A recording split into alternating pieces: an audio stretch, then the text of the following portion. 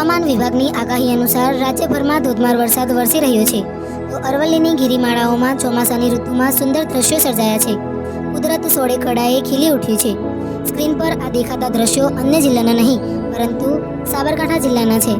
જી હા, સાબરકાંઠાના વડાલીથી માત્ર 10 કિલોમીટરના અંતરે મોરડ, કુબા, ધરોલ અને નાદરીની સીમમાં મોરજે ડુંગર આવેલો છે, જ્યાં ચોમાસાની ઋતુમાં ડુંગર જાણે સોળે કળાએ ખીલી ઉઠ્યું છે. ચોમાસામાં ડુંગર ઉપરથી ઝરણા વહેવા લાગ્યા છે અને ડુંગર પરથી લીલીછમ ચાદર પથરાઈ જતા નયનરમ્ય દ્રશ્યો જોવા મળ્યા હતા.